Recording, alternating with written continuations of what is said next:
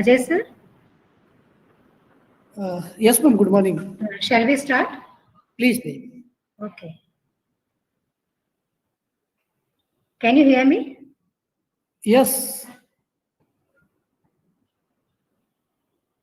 Working hard is important, but there is something that matters even more: believing in yourself. A very warm good morning to all of you. According to Indian tradition, every work begins with the worship of Goddess Saraswati, the goddess of knowledge. So let's start this program with the prayer of Ma Saraswati. जय जय हे भगवती सुरभारती प्रणमामः नाद ब्रह्ममयि जय वागेश्वरी नाद ब्रह्ममयि जय वागेश्वरी शरणमते गच्छामः जय जय हे भगवती सुरभारती तव चरणौ प्रणमामि त्वमसि शरण्या त्रिभुवनधन्या सुरमुनिवन्दितचरणा नवरसमधुरा कविता मुखरा नवरसमधुरा कविता मुखरा स्मृतरुचिरुचिराभरणा जय जय हे भगवती सुरभारती तव चरणौ प्रणमामः तव चरणौ प्रणमामः तव चरणौ प्रणमामः I, Prerna Dubey, extend a warm welcome to all respected guests, respected dignitaries, and participants virtually present here. First International Conference on Emerging Trends in Innovative Computing and Intelligent System is being organized by the Department of Computer Science and Electronics of Christian Eminent College, Indore, in joint collaboration with the Research Foundation of India. Christian Eminent College has achieved remarkable place in the field of education in the journey of 25 years. At present, one diploma program, 5 PG and 11 UG level courses are being offered by the college. And Research Foundation of India is a registered organization which continuously conducts seminars, conferences, and workshops across the globe. Under MOU, the Christian Eminent College has conducted various activities in association with Research Foundation of India. Today's conference, sponsored by Edu Academic INC. To inaugurate this conference, today we have with us respected Nada Ratkovic ma'am, professor and social activist from Croatia as an international guest and speaker, and respected Dr. Manjushri Nayak ma'am, assistant professor, MATS University Raipur, as a special guest and today's speaker. Session chair of today's technical session, respected Dr. Deepak Sukheja sir, associate professor, Department of Computer Science and Engineering, VNRVJET Hyderabad, and respected Dr. Mansa Falam sir, Associate Professor, Department of Computer Science, Jamia Millia Islamia University, New Delhi, are also among us. Hearty welcome to all of you. I also welcome to the entire management and administrative authority of Christian Eminent College and Research Foundation of India. Research Foundation of India is a registered organization working for the social upliftment and higher education quality and Indian research promotions. RFI works for the integration of intellectual ideas across the globe. Research Foundation of India members are faculty, researchers, graduate students, and other distinguished professionals with rich and diverse expertise in education research. It has signed MOU with top universities from India. Under MOU, the Christian Eminent College has conducted various activities in association with Research Foundation of India. Chairman and CEO of Research Foundation of India, Dr. Saurabh Jain sir is among us. He also appointed as Vice President of World Federation of Science and Technology and President of Engineering Research Foundation. He did first doctorate in power system engineering and second doctorate in control system engineering. Dr. Jain has organized more than 500 international national events. On the name of Dr. Jain, 5 patents and copyright has published from India. Now, moving forward, I would like to request Dr. Saurabh Jain sir for welcome address. Over to Dr. Saurabh Jain sir. Thank you, Dr. Prerna.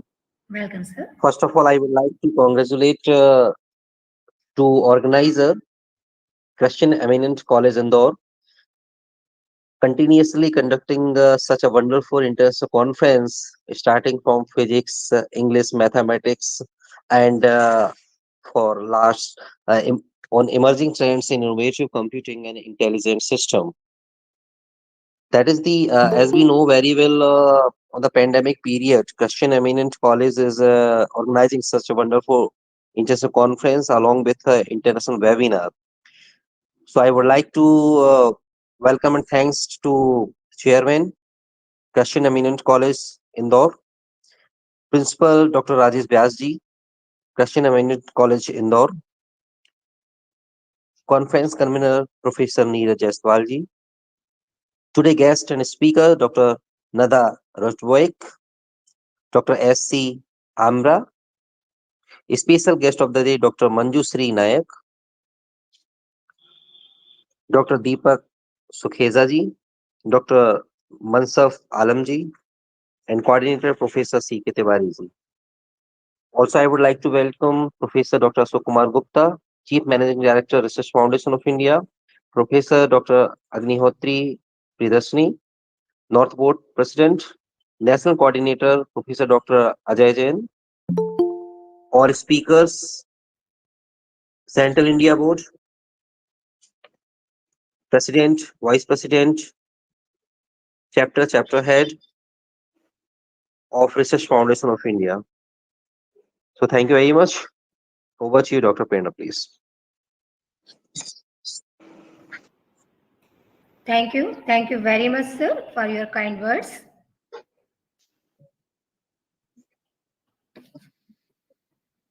The success of any educational institution is determined by the impact it creates in young minds.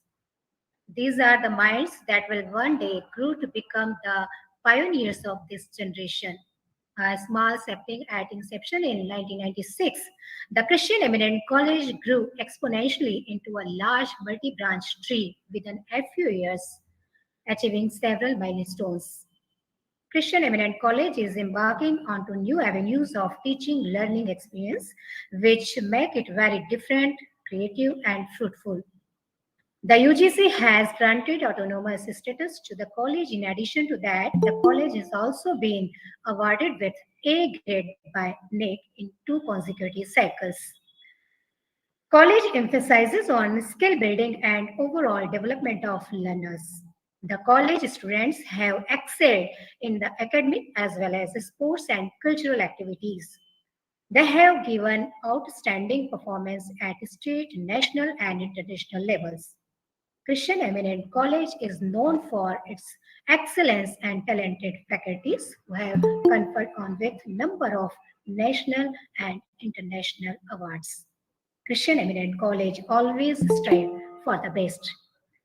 Now, moving forward, I would like to request Dr. Rajesh Vyasar, Honorable Principal of Christian Eminent College Indore, for inaugural speech. Dr. Vyas sir is having more than 30 years of academic and teaching experience. He is NEC assessor and member of Academic Council of Devi Ahilya University, Indore. Vyasar is the senior most principal in the college affiliated to Devi Ahilya University, Indore. He is recipient of many awards like International Award for Innovative Dedicated Educationist, Outstanding Achievement and Remarkable Role in the Field of Education and many more.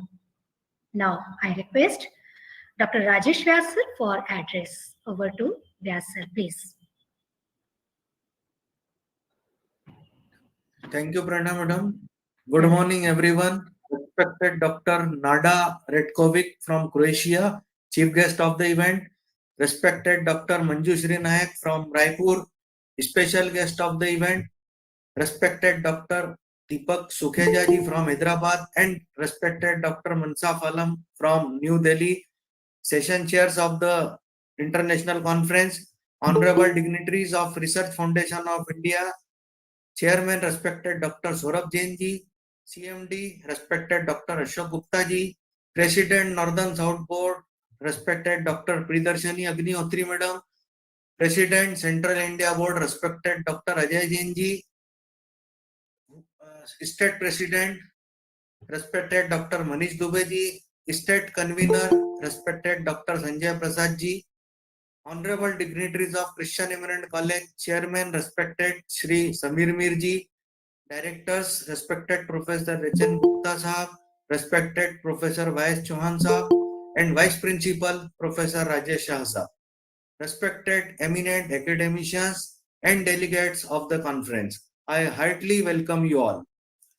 Information technology applications and its advancement are shaping this century. Computer-based information systems, including technology-enabled gadgets, are essential parts of our every life day. IT has been serving as a big change agent in different aspects of life. Information technology also plays an active part in resolving economic and social issues. In the current scenario, cloud computing, mobile applications, artificial intelligence, etc. are in vogue and therefore raising demand to explore and enrich innovative ideas. I firmly believe that all the researchers, teaching fraternity, and delegates will be benefited in this international conference, which will open up new avenues for all. Christian Eminent and Research Foundation of India have jointly organized this international conference, and Edu Academic sponsored it. I would like to express my warm gratitude towards all for joining our Christian Eminent at this event. I also appreciate all the members of conference committee, including Professor Neeraj Jaiswal, Professor Jeevan Singh, Professor Chandrakant Tiwari, Professor Vishnu Patidar, Professor Vishal Kadam, Professor Makhan Kumbhkar, and Dr. Maya Rathod for their vigorous efforts and admirable execution of this international conference. It is a matter of pride that we have experienced experts of international repute to grace this inaugural session of international conference. Their immense knowledge, expertise, and kind words definitely going to endow all of us.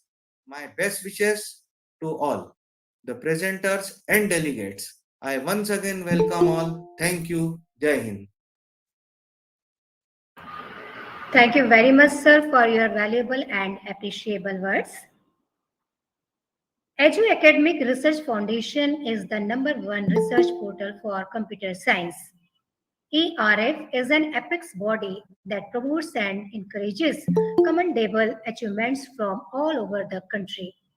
The organization under Conference World regularly organizes national and international level conferences with the help of its member to promote socially responsible education practice and sustainable development in economic as well as social front in India. Now, I would like to request founder member and CMD of Research Foundation of India, respected Dr. Ashok Kumar Gupta sir, for address. Ashok Kumar Gupta sir is having a rich experience in the industrial field and educational field. He had published more than 50 research papers in national international journals. Professor Dr. Ashok Kumar Gupta sir visited USA and renowned universities. As far as association with Research Foundation of India is concerned, he is considered as one of the founder member of Research Foundation of India. Over to Ashok Kumar Gupta sir. Please say a few words. Thank you, ma'am. Hello, everyone. This is Professor Dr. Ashok Kumar Gupta, CMD RFI. I feel honored to be invited to this inaugural session of International Conference on Emerging Trends in Innovative Computing and Intelligent System. As we know, this is organized by Department of Computer Science and Electronics, Christian Eminent College, Indore, and Research Foundation of India jointly. This is sponsored by Edu Academic INC. The conference aims to provide the most complete and reliable source of information on the recent advancement in the field of computing and intelligent system. The emphasis is being given on publishing quality articles, making them available to the researchers and the young scholars worldwide without any restrictions. The International Conference on Emerging Trends in Innovative Computing and Intelligent Systems covers a broad range of topics in this field. The National Education Policy 2020, that is NEP 2020, has given a clarion call for holistic value-based education to prepare our youth and develop our nation. Education is fundamental for achieving full human potential, developing an equitable and just society, and promoting national development. RFI has been working on value-based education for value-based living for the past several years. In the last 3 years, we have come across a simple, extremely effective and promising content and methodology. It is called universal human value. The content is universal, rational, verifiable, and leading to harmony. And we have seen almost immediate and positive indicators of self-development as well as institutional progress. The steps taken by the Research Foundation of India is in line with the All India Council for Technical Education AICT in the direction of imbibing universal human values. Education among teachers and students have proved to be transformational. Now it is my privilege and honor to welcome all the dignitaries, especially Honorable guest Dr. Nada Redkovic from Croatia, Speaker and guest Dr. S.C. Amra Msiragi, Bosnia and Herzegovina. Special guest and speaker Dr. Manjushri Nayak, Assistant Professor, MITS University, Raipur, CG. I would like to welcome Session Chair Dr. Deepak Sukheja, Associate Professor, Department of Computer Science and Engineering, VNRVJIET, Hyderabad. I would also like to welcome Session Chair Dr. Manas Alam, Associate Professor, Department of Computer Science, Jamia Millia Islamia University, New Delhi.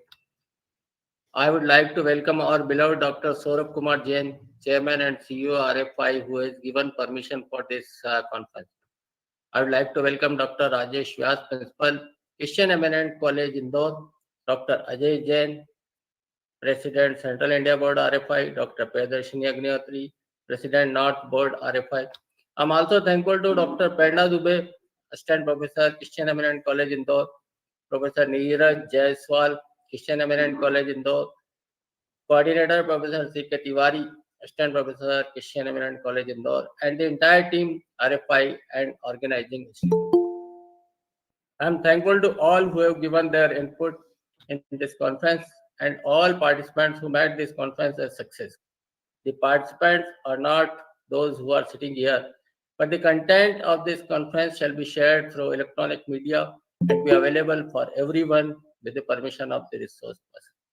For more information, you may contact our official mail ID info@researchfoundationofindia.com, and you can visit for such other conference and webinar seminars our website www.researchfoundationofindia.com. Thanks for your patience. Thank you again. Over to you, ma'am. Thank you.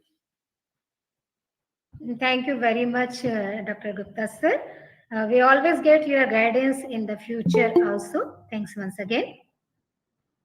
Now, I would like to invite Professor Neeraj Jaiswal sir, convener of Conference Committee and Head, Department of Computer Science and Electronics of Christian Eminent College, to enlighten the purpose of International Conference on Emerging Trends in Innovative Computing and Intelligent System.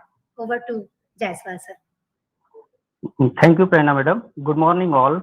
On behalf of Christian Eminent College, Indore, State of MP, India, I, Professor Neeraj Jaiswal, Head Computer Science and Electronics Department, welcome Honorable International Guest and Speaker Dr. Nada, Special Guest and Speaker Dr. Manjushri Nayak, Session Chair Dr. Deepak Sukheja Sir, Dr. Mansaf Alam Sir, Honorable RFI members Dr. Saurabh Jain, Dr. Ashok Gupta, Darshini Madam, Dr. Ajay Jain Sir, Dr. Manish Dubey, and Dr. Sanjay Prasad. I also welcome the conference committee. I also welcome the Director Admin Professor Y.S. Chauhan Sir, Principal Dr. Rajesh Vyas Sir. I welcome all the participants across the world contributing in 3 days international conference on emerging trends in innovation, computing, and intelligent systems. The objective of this conference is to explore and enrich the future vision for a smart environment which can provide knowledge accumulation and new direction to researchers in the field of computing. Thank you so much. Over to Prerna Madam. Thank you so much. Thank you very much, sir. Today's international guest, respected Dr. Nada ma'am, is not able to join due to some technical issues. Moving ahead,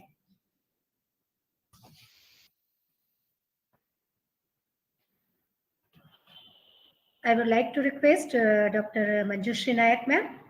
It's my honor and privilege to be introducing today's special guest and speaker, respected Dr. Manjushri Nayak ma'am, Assistant Professor in MATS University, Raipur. She started her career as a computer program instructor. Thereafter, she worked as a senior faculty in National Institute of Computer Education, Bhubaneswar, academic head and center manager and senior instructor for NICE and senior lecturer cum IT department head at Vikash College, Bargra, Odisha. She has around 18 years of teaching experience in science college and universities in information technology and computer science. Her numerous research papers published in various national and international journals. She is the member of several professional organizations and other bodies. She is writer of many books and books chapters. Ma'am is a reviewer and editor of various publications. She is recipient of many awards. Welcome once again, ma'am. And I don't take much time and invite you to please guide us with your kind words. Over to Manjushri, ma'am. Thank you so much, ma'am. A very good morning to one and all. And thank you so much for inviting me. So as you know that this is the era of technology. So technology has an important place in our life, and it is considered as an asset for our day-to-day life. Okay, and for our daily life, it is an asset. So the world around us is totally dependent on technology, thus making our life easier. The innovation of phones and laptops and televisions has digitally served the purpose of entertainment today. Technology has not only helped us digitally, but also it led to various innovations in our day-to-day life, and in every sector, in every field, there is use of technology. Okay, so we get a lot of benefits from the technology, and technology is used in every sector. Okay, in case of our educational institutions, in various, in case of our healthcare, there is use of technology. So, so in this conference, because it is based on emerging trends in innovative and computing and intelligent systems, now I am just sharing my screen. So I just give some idea about. Now I am sharing my screen.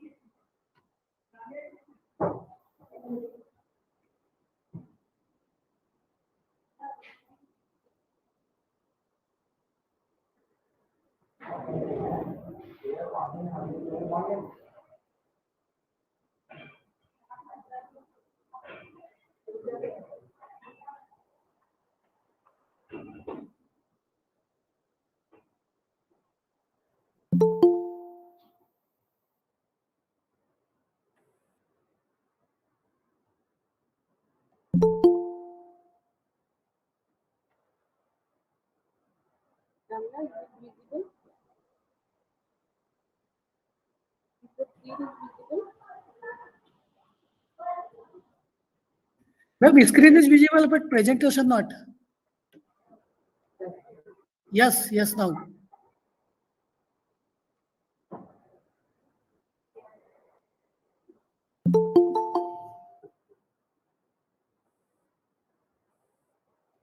So is the screen is visible, sir? Yes, ma'am, yes, ma'am. Ma'am, full screen नहीं है लेकिन. Please. But is it visible, sir? Rajesh, sir? Yes, ma'am. So the topics are, my topic is based on the latest trends and technology which are used in the field of IT. Like first one is the artificial intelligence, second one is the machine learning, third one is the robotic process automation, edge computing, virtual reality and augmented reality, and blockchain, Internet of Things, that is IoT, 5G, and cyber security. So let us first see about the artificial intelligence. So artificial intelligence is the field of computer science that is associated with the concept of machines thinking like human beings. Okay. So artificial intelligence, what does it mean?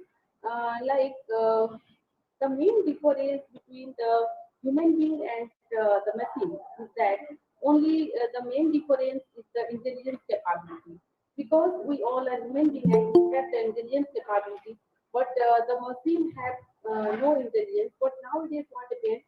Many industries, many countries are spending a lot of money to develop the intelligence capability. So here, uh, main thing, the thinking process. Okay, it was developed and it is the AI is used in various to perform various tasks like the learning, problem solving, planning, reasoning, and identifying the patterns. So in every field there is use of AI technology. So next thing is the machine learning. So in the machine learning concept, okay. So here the computer can learn and adapt new. Here what happens? We don't need the use of human being. Okay, the system, the machine automatically solve all the things without the human intervention. So you can see the machine learning. It is a very vast area. Okay, here we learn there are different algorithms are used. Like we learn about the supervised learning, unsupervised learning. Manju ma'am, excuse me ma'am, आपका PPT run नहीं हो रहा है. Sir PPT show हो रहा है क्या? हाँ, अभी पहली स्क्रीन फर्स्ट स्लाइड पे ही है. Okay, first slide is just Madam, please run. again I will share.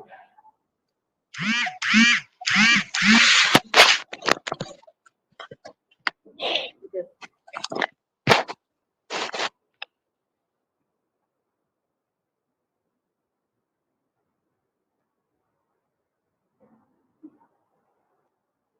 next, Rahul.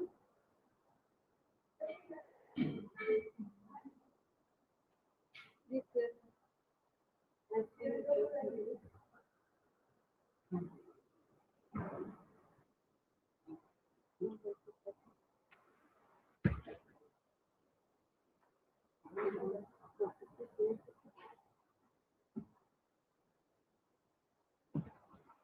think sir, is it visible, sir?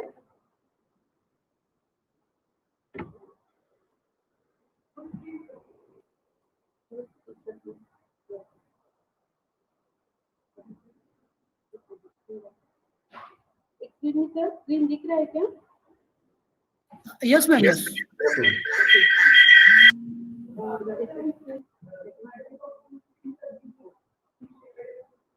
Sir अभी आ रहा है क्या स्क्रीन थोड़ा बता सकते हैं? Yes, ma'am. Okay. So these are my topics like artificial intelligence, machine learning, then robotic process, edge computing, virtual reality, and blockchain, IoT, then 5G, and cybersecurity. Sir, is the slide same, sir? Slide same, हो रहा है? Madam, can you go with the presentation mode?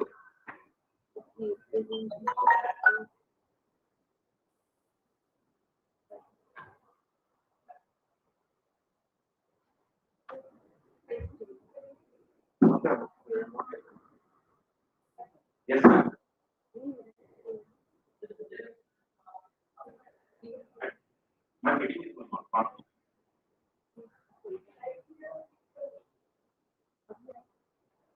Sir अभी दिख रहा है क्या?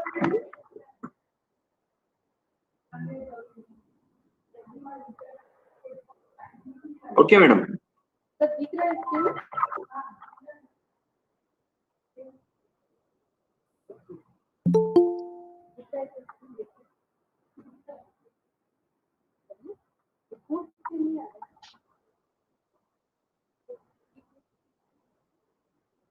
Please press the F5 button. It will be also start in the presentation mode.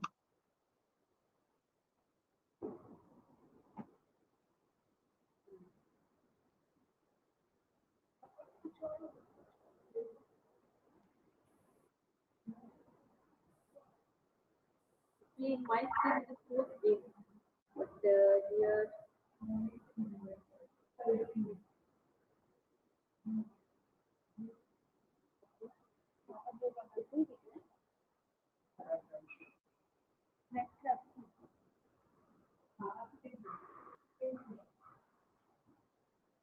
Okay, so in my topic, so all these are the latest trends and technology, like the edge computing. So edge computing is mainly used to handle the time-sensitive data stored in remote areas with the minimal access to the central location, and cloud computing and IoT applications would benefit from the technology, this technology.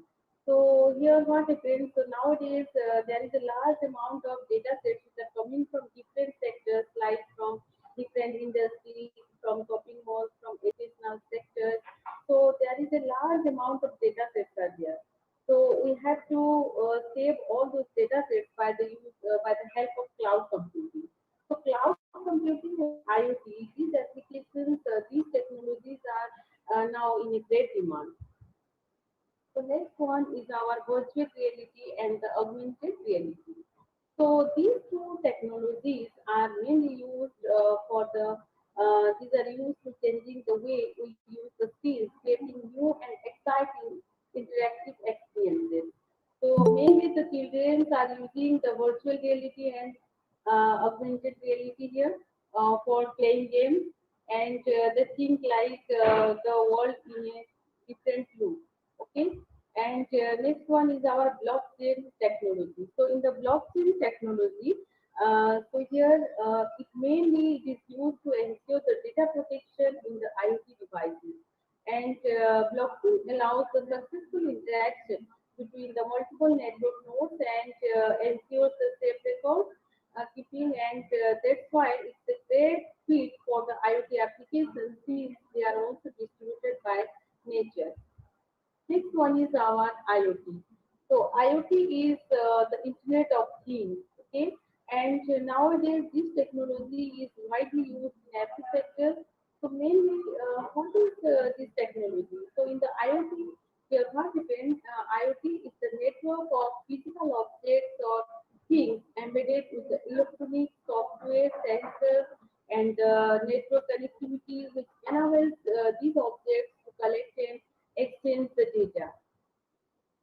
So in IoTs, we are using the various types of sensors. So even in the holy cow also, we are using the sensors. So here, in the world of IoT, even the cow will be connected and monitored. Sensors are implanted in the ears of the cattle, and this allows the farmers to monitor the cow's health and track their movements and ensuring a healthier and more plentiful supply of milk. On average, each cow generates about 200 MB of information per year. So, what are the various different applications of IoT in the scenario of the shopping? So, first of all, when a person entering the door, the scanner will identify the text on her clothing. Okay, and second, when shopping the entire market, the goods will interview themselves, and when moving the goods, the reader will tell the staff to put on a new one. And at the time of paying the amount, when paying for the goods, the microchip of the credit card will communicate with the checkout reader. So in this way, the entire thing, the entire shopping is done by the help of IoT. So, by the use of IoT, we know that how many steps we have walked in a day. Okay, then how well do I sleep, and the things like where are you going, then who you have interacted with, how long you have spoken to friends, the affinity of connections, how long it takes to get to work, the tone of your messages, the amount your text, tweet, or update, how much exercise you are getting, how much you get distracted. So everything will be recorded, and you know about yourself. Okay. In our daily life, there is use of IoT by using the smartwatch. Okay, and next one is our third control computing. So the flagship of the product, the MindWave, is a headset, okay, that can log into your computer using just your thoughts. Researchers recently used the easy headset to develop a toy car that can be driven forward with the thought, okay. So here the neuroskies, the smart sensors can also track our heart rate and other body metrics and can be embedded in the next generation of wearable devices. So there is use of sensors in our third control computing also. And next we can see, as I told, that the big data is a very important technology nowadays, and the data sets which are coming from different areas, like in the field from the science, technology, from industries, from educational sectors, a large amount of data sets regularly coming. And to keep all those data sets, the data sets like the structured, unstructured, and semi-structured. So we have to keep all those data sets by the help of cloud. So big data is not a magic. It doesn't matter how much data you have entered, and we cannot make sense of it. And next technology is there is the 5G. Everybody know about the 5G. So 5G is the fifth generation of cellular technology, and it is designed to increase the speed, reduce the latency, and improve the flexibility of the wireless devices. And next emerging trends and the next technology is the cybersecurity. So as you know that there is a large amount of access of internet accessing, and everybody depends on technology, and we can say that internet today is the age of internet. So everybody use the internet, and every transactions like the monetary transactions and every part, everything like from booking a ticket or from in education sector, yeah, in every field there is use of internet. Therefore there is the securities, the hackers are also a lot of problems are also arises in the field of internet. That's why we need security. So cyber security is the art of protecting the network devices and data from the unauthorized access or criminal use, and the practice of ensuring the confidentiality, integrity, and availability of the information. So next one is our smart cities. So in the smart cities is a technological modern urban area.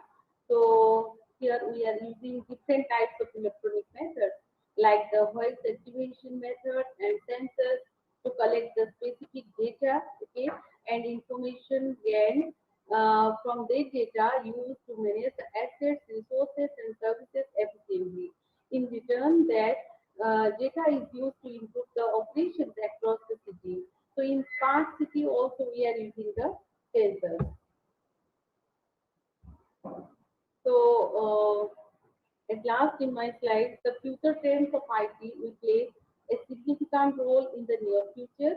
Major technologies like such as the IoT, the Internet of Things, artificial intelligence, and 5G, cloud computing, and so on are going to play a very crucial role in the advancement of globally connected, global connectivity and the Internet of Things.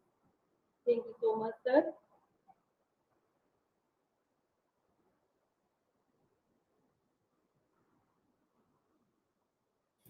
Thank you so much, Manju ma'am. Thank you so much. Thank you, Dr. Ajay sir, for inviting me. Thank you, Prerna ma'am. Thank you to all the dignitaries, all the members. Thank you so much, sir, for inviting me for such a beautiful conference. Thank you very much, ma'am, for your valuable and informative presentation. Definitely, this speech will serve as guiding light for us in future venture. Thanks once again. Honorable dignitaries and participants, we feel privileged that international special guest and speaker, respected Dr. Mutminah ma'am, is among us. Hearty welcome, ma'am. Yes, Can you hear me? yes, very Okay. clear. Okay. It's my honor to introduce her.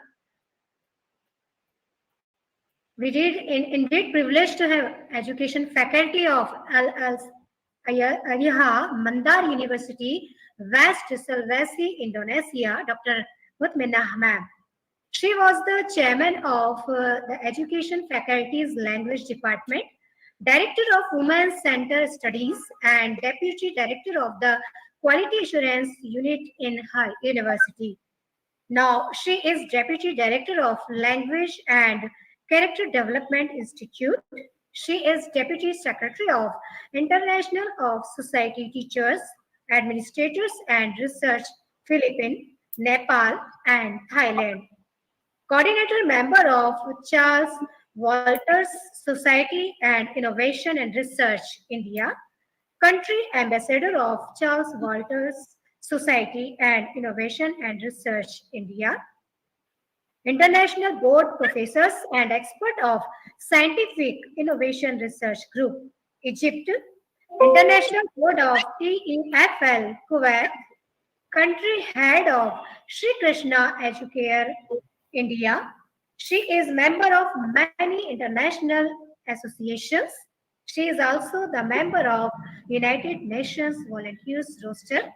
She is advisory board of Indonesian Education Share to Care Volunteers. Her interest area of developing instructional material and cyber coaching. Welcome once again, ma'am. Thank you. And I don't take much time. And requesting, ma'am, please share your knowledge with us. Dr. Yes. Madina, ma'am. Thank you very much, Dr. Preranara Dubey, for the wonderful introduction of my profile. Welcome, ma'am. Before presenting my presentation today, good afternoon, everyone from Indonesia. I'm very happy to be with you here. I want to say thank you very much to Dr. Prerana Dubey, Dr. Surab Jain, the Chairman and CEO of Research Foundation of India, Dr. Rajesh Vyas, Principal Christian Eminent College Indore. Thank you for having me today and for your great invitation. Thank you to Professor Dr. Ashok Kumar Gupta, CMD Research Foundation of India, Professor Niraj Jaiswal. Thank you so much for having me today. Well, maybe maybe when I presenting, I will close my camera because raining right now in my place. It will be have bad connection of me. Wait. Yeah. I hope this is visible for you. Can you see my PPT? Yes, ma'am. Visible.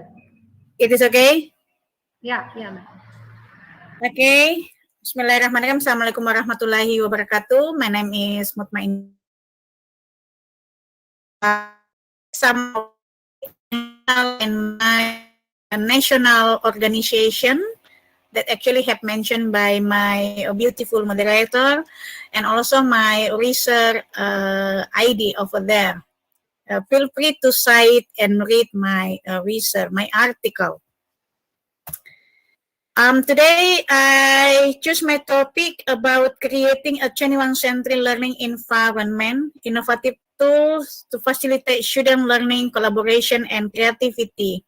My basic knowledge is the education, and also I believe most of us attending in this wonderful event, we are educators. So thank you for having me again. This is the new trend concept on educational sector based on my perception, my opinion, my observation right now. The first one about injected artificial intelligence in education. I think the first speaker have explained more about artificial intelligence, how this software very help us. And then this is the tools make our student and educator can be teaching and learning more better. The second, education transformation. Right now, our education, we are transformation. We are practice namely remote teaching, and then we are familiar about use this virtual classroom. We are building our community. We are building our classroom right now into the virtual. Whatever the platform that you use, maybe example only by using WhatsApp, by using Google Classroom, by using Microsoft. I think this is a comeback again with your student and the educator condition. This change education, and we must be adapt with the information communication technology culture. Right now, yeah, we are must be adapt. This is the new habit for us. Because of our education right now, we are in the transformation, and that's why we need to be together. We must be redesign our curriculum. This is very important to redesign and come back our curriculum based on the condition today's. Yeah. Infused hybrid or blended environment right now in Indonesia, in my country, we are blending the technology into our learning and teaching process. So the next, infused smart digital classroom management is DCM. This is smart digital classroom management.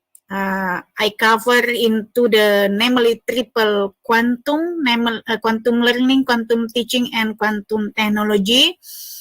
Quantum learning, how we are managed right now, because today's we cannot be learned anytime, anywhere. And this is the new trend. The quantum teaching, the way we are teach, we must be adapt with the student condition. Quantum technology, of course, we are integrate technology. We use some tools or a media in our learning and teaching process in virtual or maybe in a blended environment. So this is condition, we are mobile learning, and then we are going to be digital. Everything right now going to be digital. That's why the teacher, we must going to be digital. The student also, they must be going to be digital. Not only all of that, but also this is covered with the parents, staff, and our community, So cybergogy, this is one of the theory. If you are combining between pedagogy and the technology, one of the theory, namely cybergogy. This is the grand theory from Wang and Kang. In the cybergogy, not only how we are manage our classroom and then use the technology or incorporate technology in our teaching and learning process, but also how we are as educator, we are facilitate our student to increase their metacognitive skill, knowing how to learn. And the last, freedom to learn. Freedom to learn, this is the policy from our Ministry Education and Culture in Indonesia, because we are right now still in the COVID condition, but some of the area in Indonesia, we are right now going to be clean from this virus. The last, digital vaccine, we are in the society 5.0, and then education, our education, we are in the evolution 4.0, or we are going to 5.0. That's why we must help our student, or also we can help, we must help the educators to this 21st century skill. The way they are communicating, the way they are thinking must be creative and innovative, and the ways they are working can be doing collaboration. 21st century skills, it is covered with communication, collaboration, critical thinking, and creative. So our menu today, our learning outcomes today, we are going to discuss the technology tools for 21st century teaching and learning with information, communication technology, education, and entertainment together. This is our learning outcomes based on the phenomena, based on the background, the data that right now we are accelerating technology in our learning and teaching process, and also in our daily activities. So integrating 21st century skill into teaching and learning.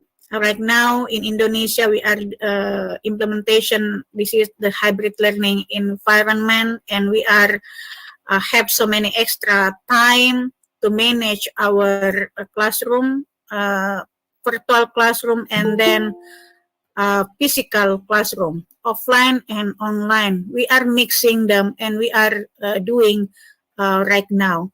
Sometimes the student, one day the student at home, online, and then one day the student come back to school. But at school, the student only 2 hours attending this meeting, a physical meeting. This is the common core of the 21st century for the success for the educator and for the student. Yeah, this is, we must facilitate all of them. The most important, there are 4: communication, collaboration, critical thinking, and creative, or doing some of innovation. Let's have a look about the integrating 21st century skill into the teaching and learning. Maybe sometime we are loose about this, how we are increase the student 21st century skill in our daily activities, daily teaching activities. I divided here into the three factors that you can be analyzed if you are actually implementation or doing this 21st century skill into your teaching and learning process. The first one, communication. The student highly have communication or active doing communication in the classroom. This is a little bit a problem in my student. Most of the students, they are still not confident to doing communication in my class. Even they are use Indonesian language, they are not active. So I think maybe because they are still low literacy skill. Yeah, you know, Indonesia, we are very low right now. The rank from the global rank about literacy, Indonesia very low for this point, literacy. The second, demonstrate the ability to solve problem using the higher order thinking skill, reasoning skills, utilize technology. In the social, they can be doing collaboration and demonstrate adaptability. And the last, civic. We can participate as a member of local, global, and digital society or global community. Like today's, we are meet in this wonderful event, our international conference. Together here, we are participate as a global and digital society to support each other. But you know, the intersection between pedagogy and the technology, this is about the system change. Right now, the system change, and yeah, we understand about the technology. This is we can be accessed every second in our life. So this is the way how we are managed. So the big intersection between pedagogy and the technology, this is about the infrastructure, the infrastructure system. Like Indonesia, you know, my country, we are in the developing country, and most of the area in Indonesia, we are in the blank spot area. Most of the people don't have internet connection and don't have device, don't have a smartphone. So we really need support that they can have internet access as humanity. Not only about the infrastructure, the challenge today about the way we are teaching. Our students right now, they are the Gen Z. They are familiar with the technology. They are born digital. So that's why to manage our classroom with the Gen Z characteristic, we must change the way we are teach them. How we do that? Before we discuss about how we can creating and designing our classroom based on the Gen Z need, the Gen Z, our student. This is the 5K, the 21st century skill and behavior that the teacher need to think.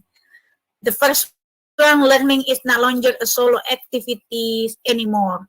So right now, we must think how to manage our classroom, and then we are design the activities in the classroom based on the student-centered learning approach. The teacher is not longer the only person in teaching. So that's why we can integrate the application, the technology, or some of the media. Learning is no longer passive. Yeah, we hope they can be more active in our discussion. For example, books are just the start, and teaching extend beyond in the classroom.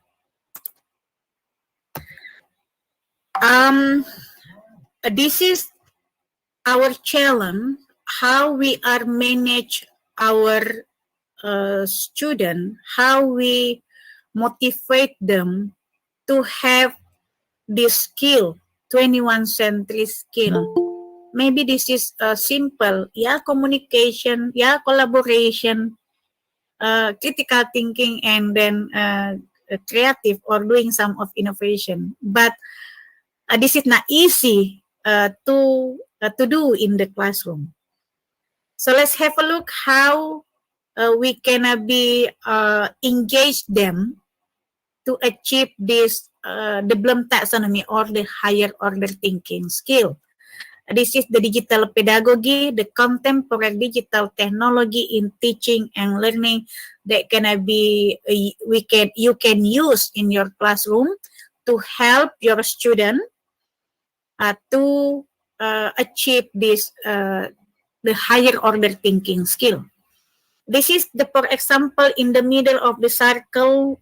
This is the Bloom taxonomy, from lower order thinking skill into the higher order thinking skill. What should we do based on this circle?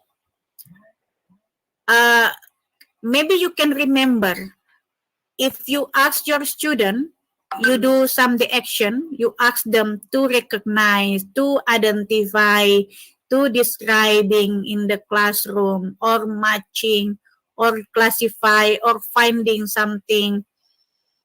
This is you do this action for lower order thinking skill category. So the right activities, this is we must choose the right action and the right activities and the right technology. So the right activities, for example, you ask them to doing mind mapping in the classroom, or you use this one of the tools like a MindMaster application by using the smartphone, you're still doing the lower order thinking skill. So why this is the digital pedagogy very important? Yeah, maybe we think we manage them, we facilitate them in the classroom with the higher order thinking skill activities, but actually we are doing the action still in the low order thinking skill. I think this is very important. So for the example, the higher order thinking skill, create or doing some innovation, direct action, you can ask your student, for example, they must to rearrange, to create, or demonstrate. And the right activities, you can ask them to, for example, here, to presentation or doing simulation, and use one of these digital pedagogy tools. I think come back again with your condition, your student condition, whatever the technology support or internet support with your student and your environment. This is some of the application that really help for educator. This is from our ministry. This is the LMS from Ministry Education and Culture in Indonesia, named SPADA. And this is some of the course, from Coursera. If you wanted to ask your student or your educator to joining this international course, to achieve the 21st century skill. This is some of the platform to learn. Right now we are gonna be learn anytime and anywhere. So how we are right now motivate the student and the educator to joining this platform. I'll say, I think this is so many.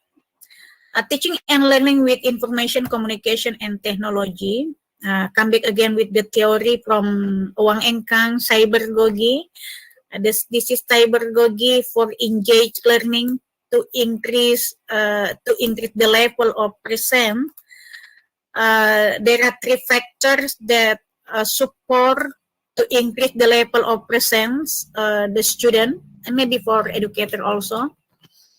The first one, cognitive, related to the behaviorism theory. We hope in this condition, in the cognitive factor, the student, they can be construct the new knowledge, new knowledge. And we are as educator, we must identify and analyze what is actually their learning style. And the social constructivism, building up community with personal attribute and communication, presenting oneself or ourselves as a real person in the virtual learning environment. Like today, we are in the virtual, so to presenting ourselves, the simple example, open camera. This is to presenting our real person. So emotion or emotive, feeling confident, comfortable. That's why, based on the quantum teaching, we must manage our classroom into the fun, enjoyable, and happy classroom. So let's have a look about the information, communication, and technology. Communication, ICT here related to the social media also. So many research that support use social media as tools to help the student to achieve the Bloom taxonomy. This is the data, the world data. This is the people in the world that familiar with this social media, Facebook, YouTube, my country, WhatsApp, Messenger, Instagram. But the highlight here, Facebook and YouTube. So what about in Indonesia? The very popular here, the website. This is Google and YouTube and Facebook. This is the highlight used website. So about ICT, we use information communication in the learning and teaching process because right now ICT as development, globalization, and commercialization in education. So we must, I think this is about how our student and our educator have autonomy in learning. They have a self-direct and they can be self-determined in a learning process. And right now, the social media dominate in our daily activity every day. This is some of the reasons that support the social media used in the classroom, like Facebook, Instagram, Twitter, blog, and YouTube. And also some of the application related to the Bloom taxonomy, if you wanted to help your student and your educator to do this or to implementation in the classroom. So this is some of the teaching 21st century skill maps to support some of the emerging technology. If you wanted to facilitate the skill, communication, collaboration, critical thinking, creative innovation, information literacy, media literacy, technology literacy, and so many. This is the popular also to support this skill is social media like Facebook, Skype, so many, YouTube. So let's come back again with my country condition. Most of the popular social media platform used in Indonesia is the data by using YouTube and WhatsApp.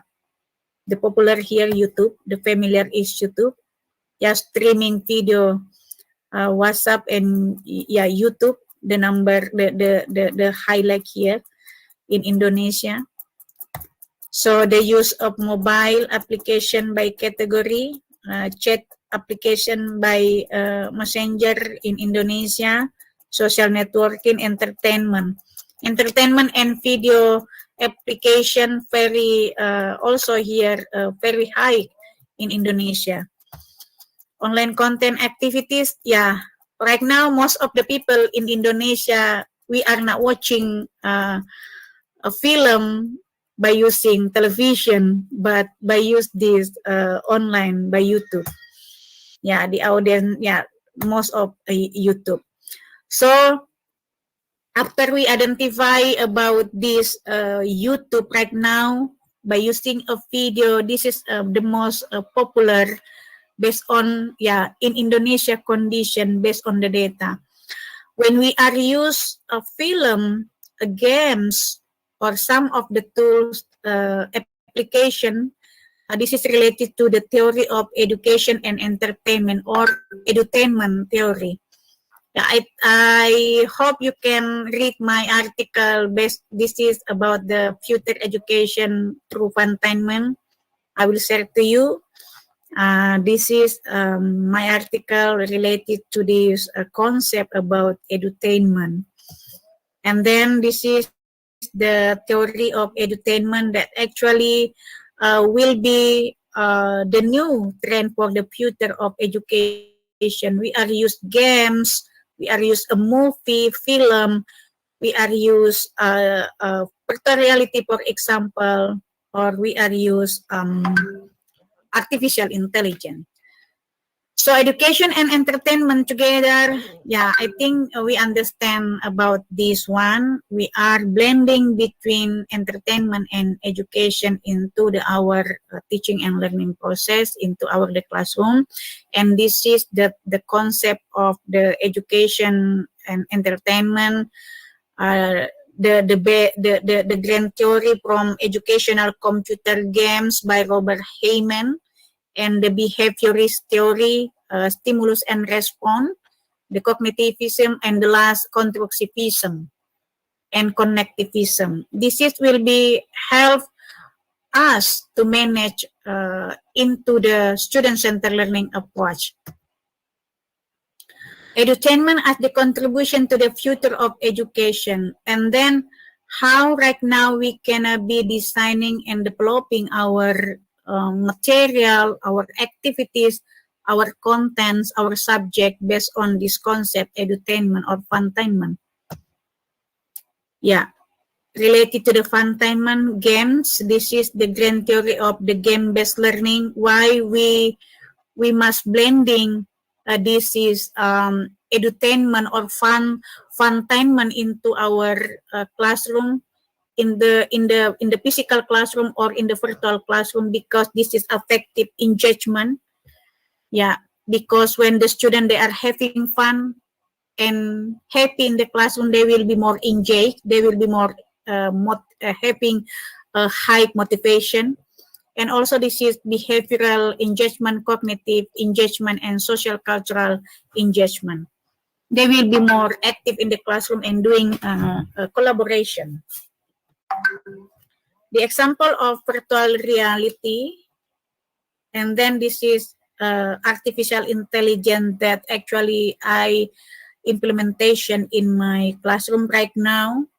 The student very interesting and enjoy with this platform application.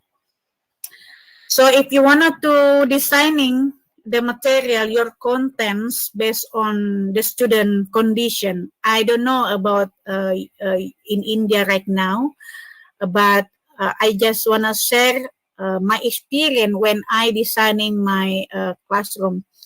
Maybe in my university, this is not same with in India condition, but let me have a look. I will be demonstrate how I manage my classroom with this. I'm blending education and entertainment together in the classroom. Related to the research, if you wanted to designing your material, your classroom based on your student condition, one of the methodology, namely research and development or R&D in education, one of the theory that support, namely Bohr and Gall. Educational research and development is a process to to develop and validate educational product. What is our educational product? Like books, you can designing your books based on your student condition. You can developing your material like module, textbook, or your teaching method. You can doing some of the novelty in your as your product. So research and development consists with the developing the product based on the finding. Maybe my product will be different with my friends, even we are in the same university. This is related again, come back again about the condition. What is the student need? What is the student want? And then what is the student lack? Yeah, for example, in my classroom, most of the students, they are very like to doing communication in the front of the classroom. But when I'm asking them to record themselves, they cannot be doing the communication when they are alone, not in the front of in the classroom without their friend.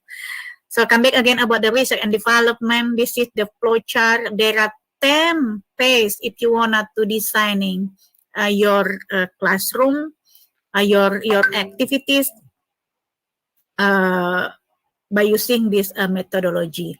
The first one, research and information collection. We use here questionnaire or interview. You must identify the first about your student characteristic, and then you can doing your planning. You manage your syllabus, your lesson plan until you can develop the prototype of your product. Yeah, until we do dissemination. And this is the example of instructional model, namely ASSURE. Yeah, the theory that support ASSURE by Hennig and Melinda. ASSURE, this is the effective use of media for instruction. And this is incorporated with Gagné and even instructional design. This is ASSURE. ASSURE, actually this is the acronym from Analyze Learner, the A, Analyze Learner. Very recommended here to identify and analyze the general characteristic of our student. And the learning style. Based on my data, I will share to you my data from the question. Hello, ma'am. Yes. Yes. Sorry to interrupt you. Ma'am, slide is not moving. Yeah. Really? Wait. Wait.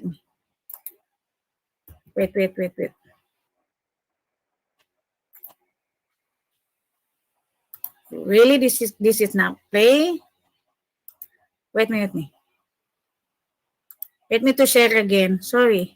My bad connection. Raining in my country right now. Sorry. Wait me. Just wanna share to you about how we are designing our material, our activities based on the student condition. Wait me. Wait. A little bit. This will be finished. What about now? It is okay? Can you see? Yeah, ma'am. Yeah, sorry. Yeah. This is the example of the modules or textbook that actually I have developed. This is based on my student condition. Why use film? Yeah, because the student choose film. This is the example of the questionnaire. Most of here, the student, they are familiar with this social media, and also they want. This is because the student want. This is not the teacher want. This is come back again about the mindset. We are educator, we are the teacher, but our consumer, this is the student. So that's why we can ask them, what you want for this semester? I always do that before I am teaching in my classroom. So we can be designing, for example, by using film. Why film? Because most of the students they choose film. By using song, because most of them choose a song. So that's why we must we must teaching based on our student what they want.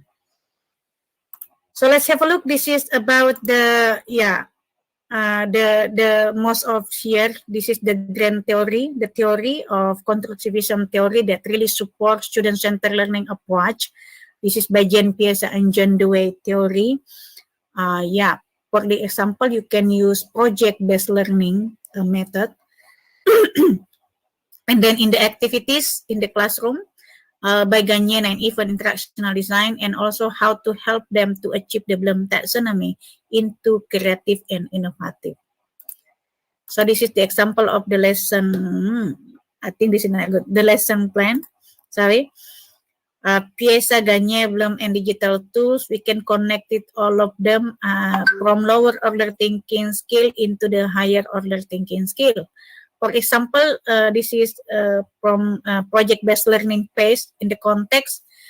The first one, you can ask your student, driving the question for the student to know what is the student choice and voice. And in Gagné, this is related to the introduce new topic, informing learning outcome, reconnection, the purpose and new information based on the Bloom taxonomy. This is still in the lower order thinking skill. And you can choose one of the tools like Googling. The main point here, in one meeting, you can manage this is the Bloom taxonomy from lower order thinking skill into the higher order thinking skill.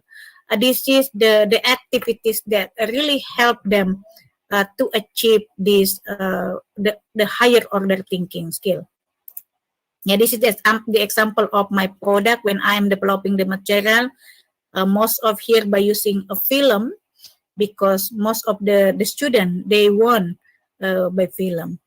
So how we are implementation of film in our classroom. This is the example of the material. For example, this is the film. The film, remember the film, this is our material, our content, our subject.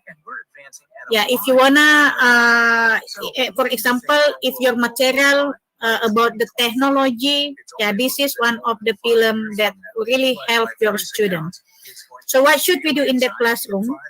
In the classroom right now, the pace from Gagné and even interactional design and also the Bloom taxonomy, I break down into 5 phases here: warm up, presenting, practice, production, and evaluation. In the warm up, this is still low order thinking skill. This is some. I think this is usually we use here. We ask them to understanding about the robot, computer, and the technology, and then we do really hope they can be remember the film or the content, because the content, this is our material. In the presenting, you can ask them to doing brainstorming or mind mapping. What should they do?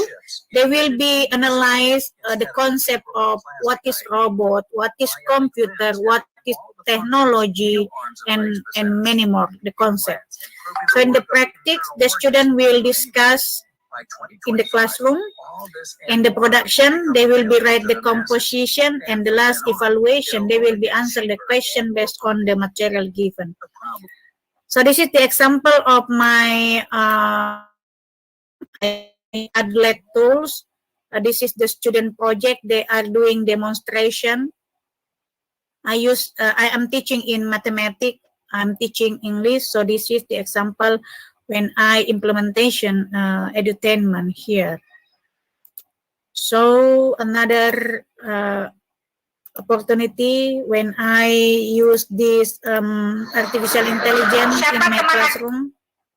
Can I tell you something? Oh yes, sure. Yeah, sorry. Siapa teman artificial intelligence? The artificial intelligence in the classroom. Ini screenshot ya. Yeah, they are playing. We are blending entertainment and education in the classroom. We are blending here in the physical classroom. Can I tell you something? Oh yes, sure. I Like can this. give you secret. They are doing a conversation with their artificial intelligence friend. I manage my classroom by using film. Yeah, by use smartphone. So another challenge. What about if the student don't have internet connection? Nothing can stop education. We believe that. So this is I use to facilitate the student. For example, the student if they don't have internet connection, doing collaboration. Yeah, we do really hope they can be more active and collaborate each other. So my conclusion remark, there is no single approach is effective to all. One should consider is the available technology, effective integration of information communication technology in teaching is not about the latest and the most advanced technology, but come back again with your pedagogy, your methodology, the way you are designing and creating your material. So we use technology to make our learning and teaching process to be more effective, efficient, and practice. So thank you for having me and listening to me. I'm sorry for the PPT because my bad connection raining in Indonesia right now. Thank you so much. Assalamualaikum warahmatullahi wabarakatuh. Thank you very much, ma'am. Ma'am, you focused on artificial intelligence. You said right that in present scenario, it is important to redesign our curriculum. Definitely, teaching learning should be coordinated in such a way that students develop their critical thinking and they become more and more creative and innovative. Thanks once again for very valuable and informative presentation. Thank you. Welcome. We are proud to have with us one more eminent personality. Yes, he is respected Dr. Deepak Sukheja sir. Currently, he is working as an associate professor in the Department of Computer Science and Engineering at VNRVJIET, Hyderabad, India. I want to especially say that your college accredited A++ grade by NAC and one among top 5 colleges of Hyderabad. Sir have published more than 22 research papers for patent and working as a reviewer for Elsevier journals of other reputed journals. In addition, you have conducted various STTP and FDP programs and conferences. Along with academic, you served your service as a senior software engineer with Partney Computer and Wipro Technology. Your research interest area includes data science, deep learning, data analytics, blockchain technology, cognitive science, query optimization, and distributed system. Welcome once again, sir. Now, I would like to request respected Dr. Deepak Sukheja, sir, please share your knowledge with us. Thank you, madam. First of all, just I will be start with one with Shlok, Guru Brahma, Guru Vishnu, Guru Devo, Guru Maheshwara, Guru Sakshat Param Brahma, Tasmai Shri Guruve Namah. Because of the reason, firstly, I'll hardly thanks to the Dr. Rajesh Vyas and Mr. Professor Y.S. Chauhan sir. Because just in context to that, Dr. Rajesh Vyas sir has taught me mathematics in BSc Computer Science, and I have written a lot of Pascal and COBOL programs, even Fortran programs, also under the supervision of the Y.S. Chauhan sir in 1994 to 1997 in BSc Computer Science when I was in the IKDC, Islamia Karimia Degree College, okay, Indore. And then also just I'm also very thankful to the entire fidelity of the Christian Eminent College and the Research Foundation Group of India to provide these opportunities. Uh, just today, I'll share one very small presentation related to the blockchain technology, because right now the blockchain technology is very hot technology, and everyone is trying to learn about the blockchain technology. What is the blockchain technology? And there is a lot of false information is also available related to the blockchain technology. So just today, just in a very short manners, I'll try to explain where you can be deploy the blockchain technology and what are the research area related with the blockchain technology. And apart of this, now the madam previous speakers, our madams had just she is also saw the services in the Philippines, and one Daisa Galgana madam is also here from the Philippines. Now just and also in the teaching, the collaboration is very important. And one India government right now one scheme is open for the research collaboration with the Philippines. If anyone is want to be submit a proposal, because I have a proposal, but without the Philippines, we cannot be submit the proposal. So just I'm also searching one good faculty or academician and researchers in the Philippines. If they are agreed, then we can be write the proposal and submit to the government of India and the Philippines government in the collaboration form. And definitely the all will be the benefited with this proposal. Government of India, our Philippines government, and as well as the citizens of the both countries. So directly just I'm coming on the presentation level. First, just I want to share my screen. Please ensure me my screen is shareable or not. So is this PowerPoint is presentation presentable? Is the screen Yes, sir. shareable? Yeah, Yes, sir. shareable? Yeah. Yes. And also in the presentation form? Yes, sir. Yes, yes. Yeah.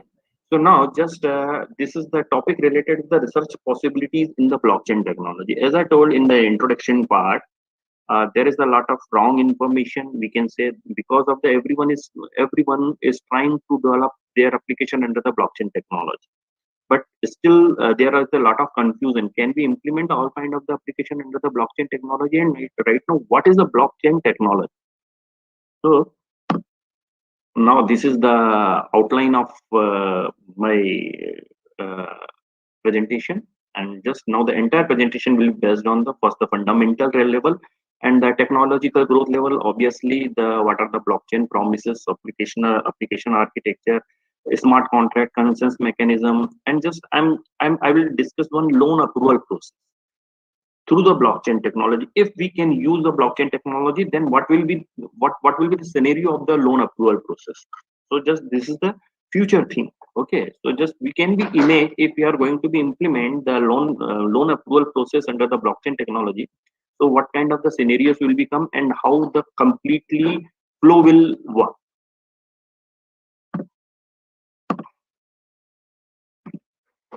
So now the first thing, please keep in your mind, blockchain is not a new technology. This is not a new concept. Okay, this is simply just this is one special code, old wine in new bottle.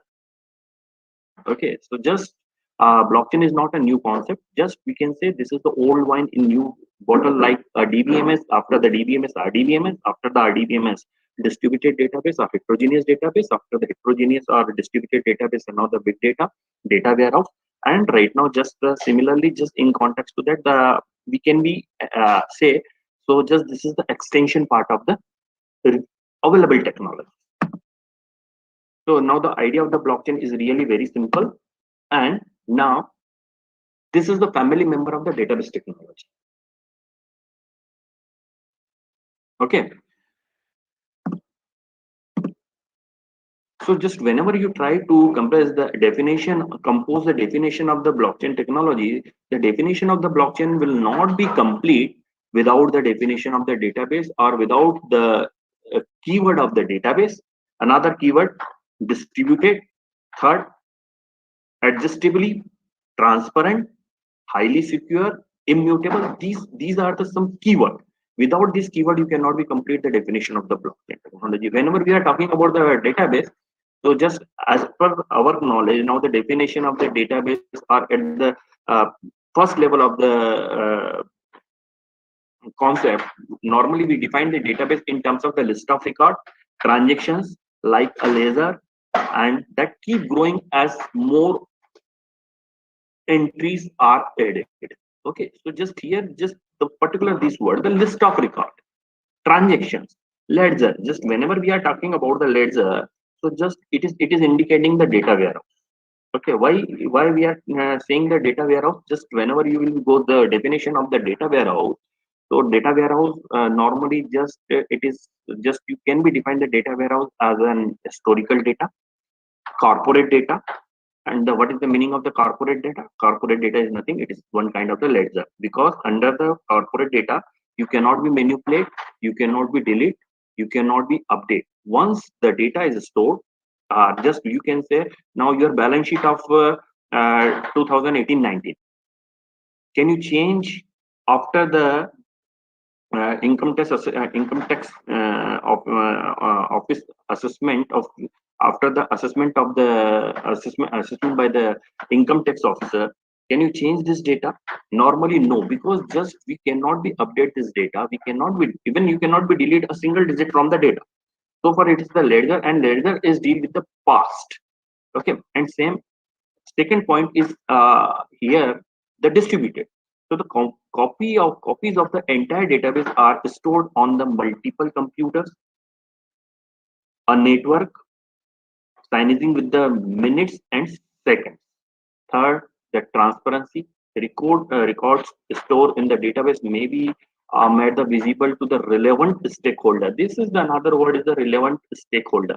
Okay, it is not be just right now the as once you will go the definition of the blockchain, whatever the available, once you will be asked with the anyone, he will be say now the database is available on the all system, or the entire data or the complete data or files is available on the all system. What is the meaning of all system? Okay, so just, and it is in the transparent way. If my confidential data is available at your system and it is accessible to everyone, so what is the how we can be manage the transparent, how we can be manage the securities, and just how we can manage the privacy of the data. So just this is not the right way to define the blockchain technology. Yeah, adjustably and transparent here. So particularly word is used, the relevant stakeholder, without risk of alteration. Okay, so the stakeholder without risk of alteration, this word once if you will be add with the distributed and the database, just you can be defined the one part of the blockchain technology. And second, if we are obviously working in the distributed manner, obviously you can never be implement any distributed application without networking. And whenever the networking works will become, then the security is also one major component of that application. Then another is the immutable. Now the definition of immutable is very clear. Immutable, it means now the mathematical algorithm makes it impossible to change, delete any data once the recorded are accepted. Okay, so just once you store the data, once you freeze the block, after freezing the block, you cannot be update or alter.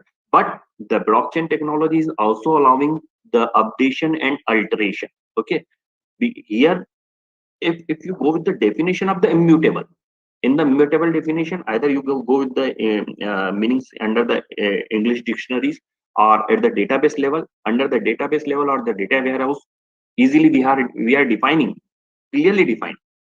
Immutable means no one can change, update or alter it.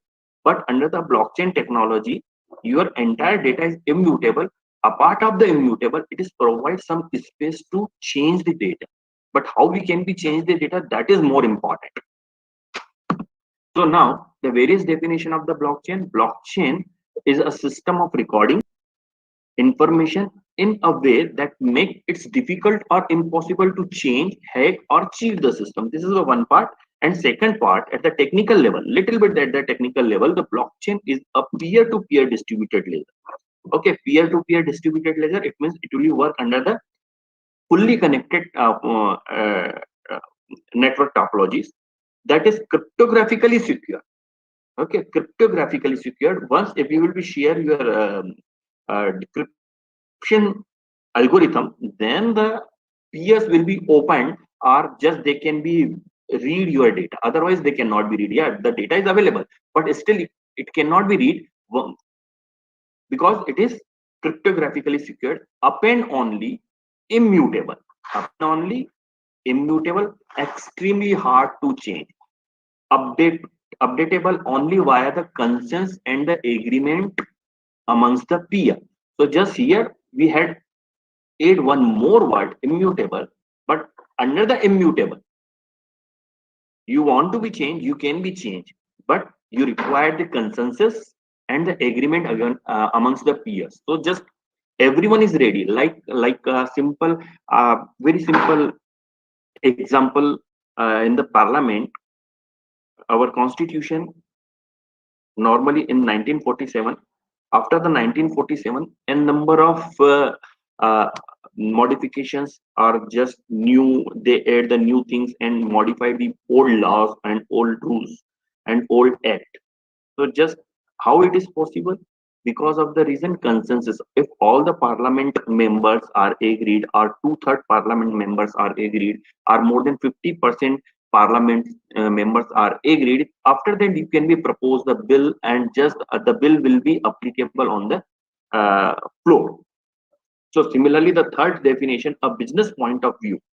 A business point of view, the blockchain can be defined as a platform whereby the peers can exchange the values using the transaction without need for the central trusted arbiter. Without the central trusted arbitrator, it means now just if you are going with the blockchain technology, first of all, this should be please keep your in mind, no need of the third party. Even if you are implementing a blockchain technology application, after the implementation and after the deployment of the application, then you cannot be work as an intermediate. So just it is deployed, your role is over, then you will be entered as a peer.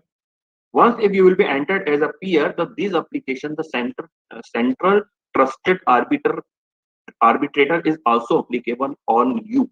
So just before deployment of the application, we try to find out if any intermediators are working for the application. If yes, we are just we are trying to identify what is the role of that uh, uh, intermediator, and we try to convert that the role of intermediate at the process level, and just we implement that process inside our blockchain technology. So these are the various definition. Apart of that, the application area, now the main question is, can we apply the blockchain technology at anywhere? Can we implement the all kind of the application through the blockchain technology? So answer is very simple, no, you cannot be apply the blockchain technology uh, all in the all areas or all kind of the application. We cannot be implement through the blockchain technology, because there is also a fixed area.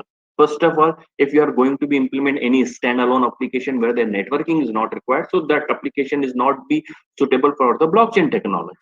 If you are not going to be use the database, and then if without the database you cannot be image the you cannot be image any application under the blockchain technology. So just now to identify which application is suitable for the blockchain technology, this is one flow diagram. Okay, now what is the flow diagram? How we can be check the whatever you are thinking? If you have any ideas, can you implement that idea under the blockchain technology? Yes or no? So this flow diagram will help you to identify whatever you are thinking. If you have any concept, if you want to be deploy some application under the blockchain technology, so what are the conditions must be fulfilled to identify the particular our thoughts or the system or the available scenario or available application can we go through the blockchain technology or not. So first, check at the application level or at the whatever you want to be implement under the blockchain technology. Is that application deal with the database? If the database is required with the application, then you can be go for the second stage. If answer is no, no need of the implement under the blockchain technology. It means now, as in the first slide I mentioned, I clearly written. Blockchain is the one family member of the database technology. So the first thing, The database is what is the requirement of the database? If the database is required, then we can be think about the blockchain technology. Otherwise, no. Second, is application deal with the multiple users? Because it is the standalone user. If you are trying to deploy on the only one system, each and everything, your business rules, your front end, your GUI, your database, each and everything is on the one system, no other system is required, then in that case, uh, we don't require any kind of the networking. Then in that case, we cannot be image the blockchain technology, blockchain application under the blockchain technology. So second point, is your application deal with the multiple users? Check. If your answer is yes, then again the another question, are all users are independent? You are under the users. First of all, you have to be check the number of users, and then you have to be identify if all users are independent. Then you can be go for the next step. Otherwise, no. If you are trying to deploy private blockchain application, okay, in that case, is deal with the same organization? Yes, then okay, because under the organization, then there are the dependency. But if all are in the same organization, so in that case, for a particular organization, we can be implement for a particular, again, for a particular organization, we can be implement complete private blockchain application. Okay, if no, again, no need of the blockchain. Similarly, do you want to be involved a group or user in the business process? Here, users, independent user, and independent user must be part of your business process. Similarly, in the organization, if you're uh, if you associated this particular is deal with the same organization, if your user, all user under the organization, and you want to be distribute the work and define the accountability, in that case, just you can be think about the blockchain technology. Then apart of that, the last, do you want to be maintain the all activities? Do you want to be maintain the all activities without third party? If the all questions are yes, then you can be think about the blockchain technology. You can be use the blockchain technology once if you are getting yes, yes, yes, yes, yes, yes. If at anywhere if you are find out no, so then just you can easily say this particular application is not be suitable for the blockchain technology. So in context to this, where we can apply the blockchain technology, or can we implement the all kind of the application? The answer is no. Next question, which kind of the application, where we can be deploy the where we can be deploy the application of the blockchain technology? So this is the flow diagram through which you can be identify the area of the blockchain where we can be used. Like supply chain management, yes, you can be deployed, or normally you can easily say, or in a simple word, a particular application area or a application where the governance is required. Good governance is required. So at that time, we can blindly say, now the blockchain technology is the best technology. Okay, because now at the basic level, at the fundamental level, at the uh, floor level, blockchain technology directly deal with the good governance. If the bad governance available under the organization, you can be implement the blockchain technology application for the organization as the private blockchain application. If the bad governance is available at the society level or at the domain level application, then you can be completely cover the domain under the public or hybrid blockchain level application.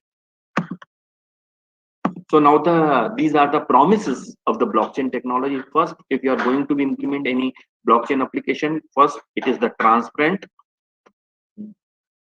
Second, removal of intermediaries. So no intermediators will be in the application. Then decentralized. This is the extended form of the distributed system. Whenever you are trying to implement the distributed system, you have the three options. It is available in the lot of books, and the number of research papers are available on the fragmentation schemes: vertical fragmentation, horizontal fragmentation, replicated. So now just here, the if you are trying to implement the blockchain technology application, then it is the decentralized. It means now the distributed system is implemented through the replica fragmentation scheme. Then just it's create the trust. Okay, why the trust is very important? Because of the here the users are independent, and just we are removing the intermediator. If you are removing the intermediator, then how the one person will give you the trust on the second person or another person? So just number of times, if you want to make any transaction, and you don't have the trust of when trust of a person which is against your transaction, then we try to involve the third person. Okay, I'm giving uh, one a particular amount, X is giving the one particular amount to the Y. At the time X tried to include Z in front of you, I am giving the amount to the Y person and you are the witness.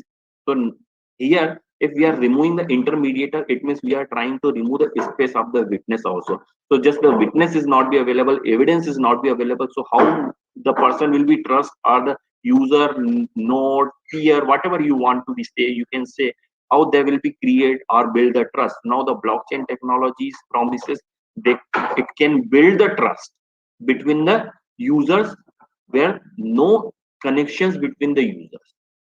Then after that, the security, obviously it's provide the security, wide range of the potential uses, reduce the cost and increase the transactional speeds. Why they increase the transactional speeds? Entire database is available on the all systems, okay, in the encrypted form, and along with the some concerns and concerns mechanism. So with the help of that concerns mechanism, just you can be execute entire the blockchain application, and that concerns will help to increase the speeds also. So in blockchain technology, the promise offered by the blockchain application evaluated by the smart contract and consensus mechanism. So just the blockchain technology will not be complete without the smart contract and consensus mechanism. So what is the consensus mechanism and smart contract? Shortly, I will be give the one architecture of the blockchain technology. This is the architecture of the blockchain technology. So just stage first, someone request to the transaction. It means who will be the request? A peer. Okay, peer or anyone can be request the transaction. These transaction will be broadcast into the peer-to-peer network. So this is one system. This is the part of this peer-to-peer network. So just who can be initiate the transaction? Either this system, this system, this system, this system, this system, this system. Any one of these can be initiate the transaction. If you are not the part of this, you cannot be initiate the transaction.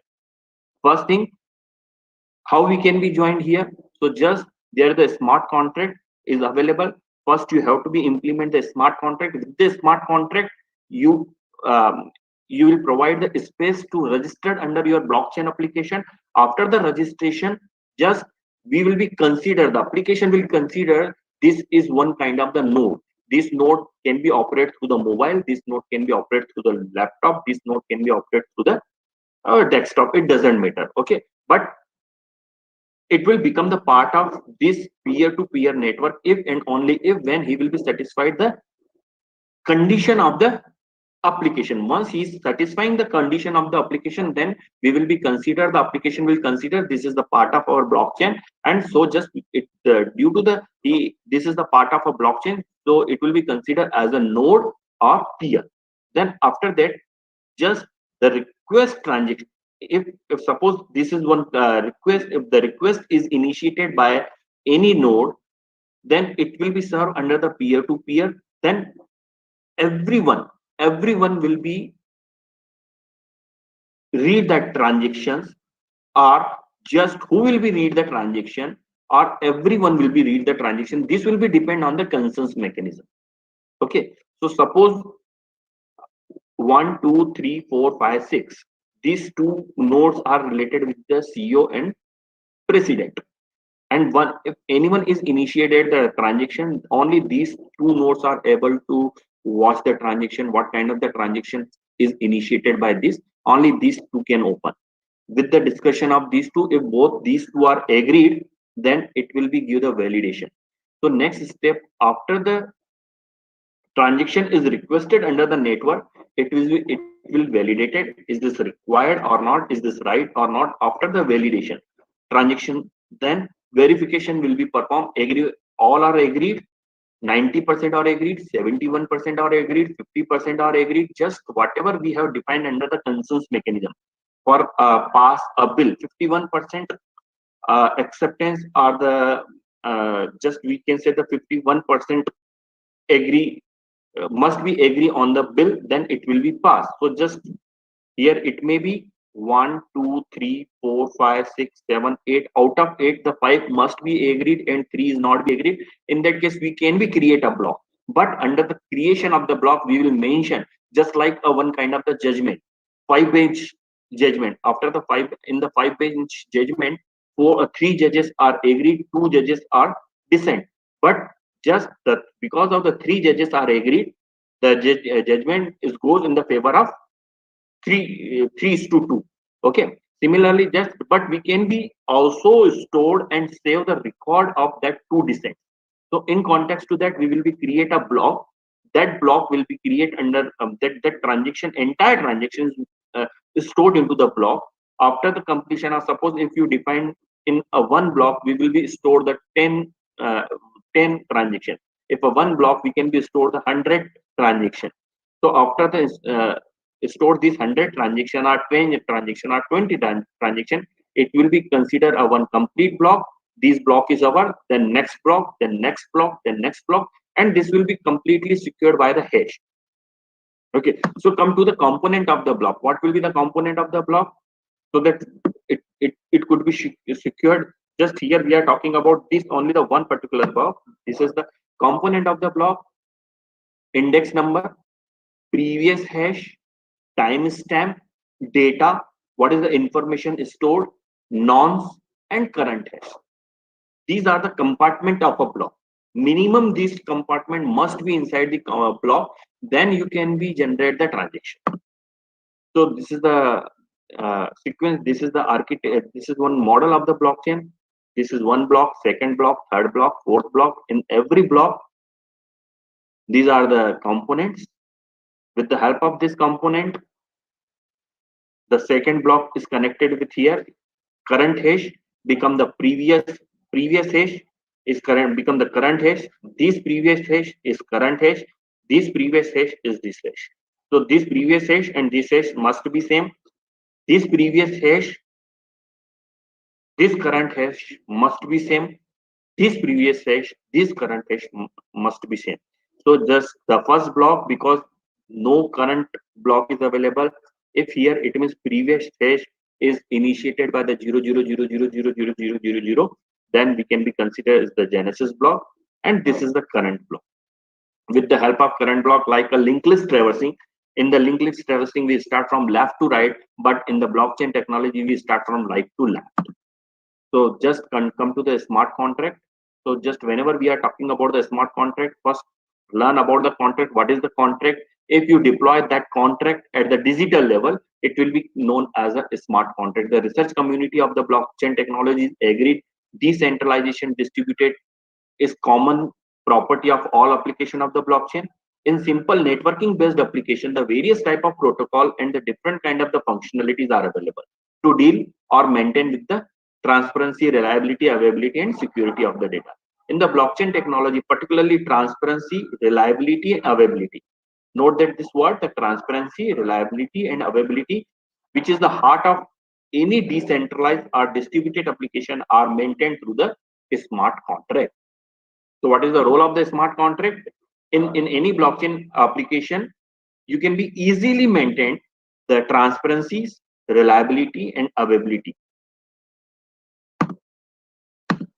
So just this is the role of the smart contract is the enforcing piece of a software that is managed by the P2P, self-enforcing. It means you have implemented the blockchain technology. After the deployment of the complete application, then just you will be considered as a peer, and just it will be the self-enforcing. It means just if someone is violate any rules which is mentioned again the smart contract, so just no need to be used a third party. Also, what kind of the punishment is required, what kind of the actions must be taken against who is violating the rules, also mentioned inside the smart contract. Like in terms of the agreement, if someone is trying to ignore or breaking the agreement, in that case, now just we approach to the court, and court is giving the judgment on behalf of their rules and regulation. Okay, what are the act is mentioned, so according to the act, they did the judge is defined their judgment. So just right now in the smart contract, we define the all terms and condition. If the terms and condition, if condition 1 is violated by the peer, what kind of the actions taken against that peer, it is also mentioned inside the contract. So far, just here we are mentioning the smart contract is a self-enforcing piece of the software that is managed by the peer-to-peer network of a computer. The smart contract are the efficient rights management tools. Okay, so rights management tools that provide a coordination and the enforcement framework for the agreement between the network participant without the need of traditional legal contract. So the smart contract therefore provides a public and verifiable way. Again, public and verifiable way. If someone is trying to ignore the condition, what kind of the actions must be taken? It is mentioned in the smart contract, and without signing the smart contract, you cannot become a part of blockchain application. It means you cannot be considered as a peer or node or user if you are not signing a contract. First, you have to sign the contract. It means you have to be learned each and every conditions. If you will violate the condition 1, the punishment is this. If 2, punishment is this. 3, punishment is this. If you are giving the extra works, then the appreciation will be given to this. Appreciation will be this. Appreciation will be this. So here the smart contract therefore provides a public and verifiable way to image the governance rules and the business logic in few lines of code, which can be audited and enforced by the majority of the consensus of the P2P network. Majority consensus. Now the another word is come under the consensus. So consensus is also inside the smart contract. If someone is saying he is trying to break a rule, we cannot be believe on the opponent side. One complete all peer to peer, whatever the suppose 100 peers are available, that 100 peers will be decide the rules one is breakdown by the peer 1 or not. If the 70% are agreed, now the rules is broken, then whatever the action are mentioned in the smart contract, it will be directly enforced. So simple, this is just like one kind of the game portal. Terms and conditions are mentioned. If you are join a game portal, so simply just terms and condition, award points are the action against the users, each and everything are mentioned. All are playing the game. Okay, but right now here just we are not considering under the blockchain, just this is only for the smart contract point of view. Okay, this is not be considered under the blockchain because we are not be store the entire activities, we are storing the activities for the particular one time of periods. Okay, so it's on this is the user 1, user 2, user 3, user 4. To join the game portal, first they have to be registered themselves. Under the registration, they must be read the agreement or all the terms and conditions must be followed, must be applicable on the all users. Then they will be joined. After the joining, once they start to play, award is required or any kind of the actions is required. Each and everything are mentioned in the system, that is completely digitalized. So just this is the one part of the smart contract. And the consensus mechanism in any centralized system, a central administrator has authority to maintain and update the database. The task of making any update like adding, deleting, updation in the information. The blockchain that operate as decentralized, self-regulating system work on the global scale without any single authority. They involve the contribution for the hundreds or the thousands of the participants who work on the verification and authentication of the transaction occurring on the blockchain application or on the block mining activities. So now the one key property of the blockchain system is that node do not trust to each other. Okay, no one has the trust on each other, meaning that someone maybe behave is the Byzantine manner. So the consensus mechanism is a protocol that allow all peers of the network to reach a common agreement on the current state of a distributed ledger. Play a very important role to establish the trust between the unknown partners and distributed computing environment. Yes, all are agreed. So due to the dynamically changing status of the blockchain, public shared ledger need that should an efficient, fair, real-time, functional, reliable, secured mechanism to ensure that all the transactions occurring on the network are genuine and all participants agree on the consensus on the status of the ledger. Or we can say simply in the blockchain application, the smart contract is the heart of application and the consensus mechanism is a brain. So these are the available consensus algorithm: proof of work, proof of stake, delegated proof of stake, directed acyclic graph, proof of activities, proof of importance, proof of capacities, proof of bar, proof of authorities. So many consensus algorithms are available, and right now the main research space is available under the blockchain technology. You can be implement your consensus algorithms also. Not look like you don't have the restriction to use this consensus algorithm. If you are trying to implement any different kind of the application, you can be design consensus algorithm according to the your requirement. So now just in terms of the growth, 2004 Bitcoin is launched under the blockchain 1.0. In 2016, some pilot project is launched under the digital ledger technology or the distributed ledger technology in the finance services. That was the blockchain 2.0, another version. Third version was the blockchain 3.0. In 2020, it was expected, but right now it is some more applications are we are waiting for some more application. Yes, in 2021 application is still right now it is very popular, DigiLocker. Okay, so DigiLocker is also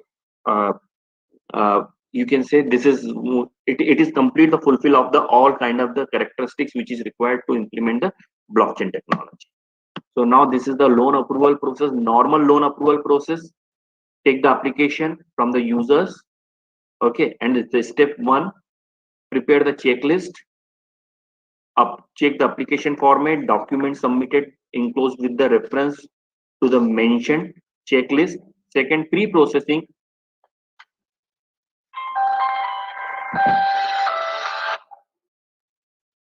Second is the pre-processing. Process the verification and validation, title search, background report, prepare the feasibility study of the proposal to the submitted. To the next step, finding, banker calculate the risk offering for a loan. Then approval process on behalf of the finding, either the sanction, the amount or reject the application. Finally, fifth is the disbursement. Now here, bank is giving your money to the third person, okay, and without the involvement of yours. This is the major problem right now in the loan approval process. Bank is one intermediator which is handling our assets, and they are giving our assets to the others without our consensus. They are implemented one complete application at their own level. Okay, so just if you try to implement this kind of the loan approval process at the blockchain level, so just here, step 1, prepare the checklist. Step 2, step 3, step 4, step 5, and just you can also in terms of the blockchain, once this is the simple current process and you try to deploy or try to implement same process at the blockchain level, then what happened, this is the additional steps involved under the blockchain process, create the user category UC1, UC2, UC3. In each user category, create the multiple groups. Each group consists of the multiple user. Create peer-to-peer network within the group. Second step, completion of the pre-processing. Loan application block will be created in a particular format and share among the all groups under the created group.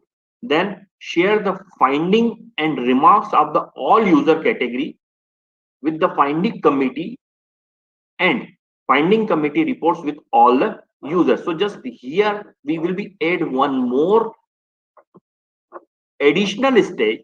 Step 1 common, step 2 common, step 3 finding the banker's calculation risk of offering a loan. But here right now, just at the time of risk calculation, it is also considered the group 1, group 2, group 3 are just the category used create under the UC1. You can say, just suppose if you want to be, if someone is trying to get the loan on the property which is located in your area, then now the bankers will ask from you, now this property is came for the mortgage purpose. What you are thinking? Can you provide? Can you give me the exact cost of this, or who is living on this property? So with the help of this kind of the input, they will be identify the risk, and after the approval or rejection of the process on behalf of the consents protocol. Consents protocol, it means not only just we will be create one mathematical equation. Under the mathematical equation, we will be provide some weightage to the bankers, some weightage to the user group 1, some weightage to the user group 2, some weightage to the user group 3. And once you will be going with the summation of the all user group and the bankers, if the it is cross the score 75, then you can be approve the loan. If it is under less than 75, then you can be go for the another discussion what kind of the amount we can be sanctioned. Similarly, just after the consensus, the disbursement process, after the disbursement, now just you can create a block. This block is created, and every month all users can be checked a particular person is they are paying the EMI on the right time or not, so that after the every 3 months, if the person is not be paying the EMI, they can be put into the blacklisted for the next loan, or they can be, so just no need to be wait for the 1 year or 2 year or 3 years. So just this is one kind of the scenario, future scenario. Okay, in context to that, thank you. If you have any question, now the session is open. You can be asked any question related to this.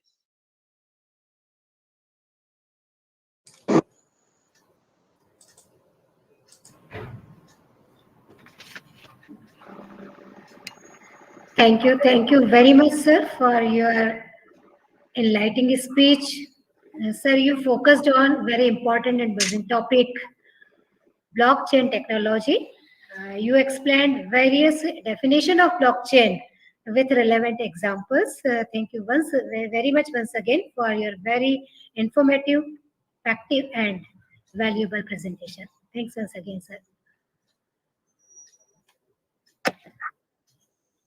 Now, today we are proud to have with us one more eminent personality, respected Dr. Mansaf Alam sir, Associate Professor, Department of Computer Science, Jamia Millia Islamia, New Delhi.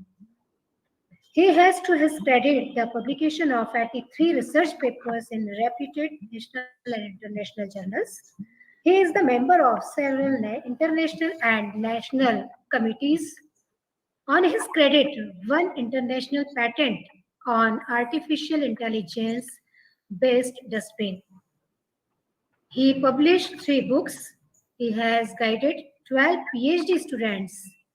He completed minor and major research project. Sir, you visited USA, United Kingdom, France, Germany, and Australia for academic purpose. Sir, you have been the reviewer of 17 journals.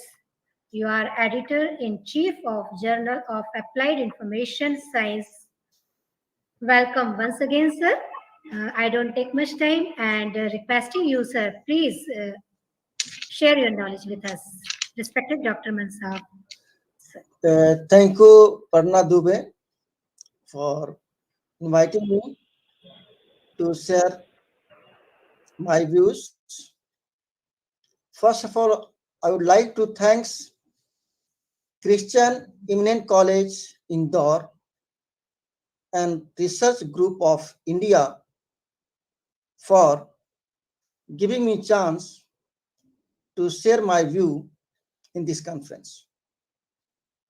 Respected Saurav Jain, Chairman and CEO, Research Foundation of India, Dr. Rajesh Vyas, Principal, Christian Eminent College, Indore, Professor Dr. Ashok Kumar Gupta ji, CMD, Research Foundation of India, Professor Neeraj Jaiswal, Christian Eminent College, Indore, Dr. Nanda, Dr. S.C. Amra, Dr. Manju Sri Nayak, Dr. Deepak Sukheja. Good afternoon to everyone. Dear participants and my dear colleagues, this conference theme is recent trends. So right now, recent trends, we are using in our day-to-day life, in our society. We as a researcher, we have to think to solve the real life problem in our society. A lot of problems in our society.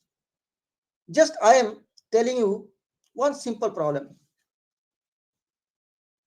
You are in an office and your house is far away from your office and you are living alone at your home.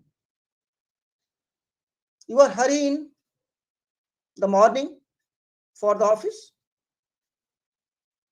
You reach the office without switch off the appliances, motor, etc.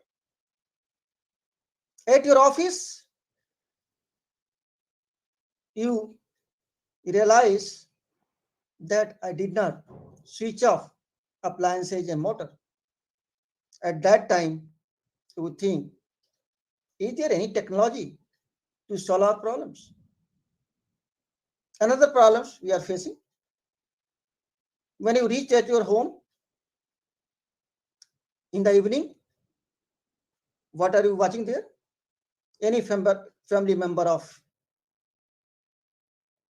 yours ill, and you have to go to the office, you have to go to the hospital with your patient. But at the same time, a call comes from your office. There is an urgent work in the office, you have to come.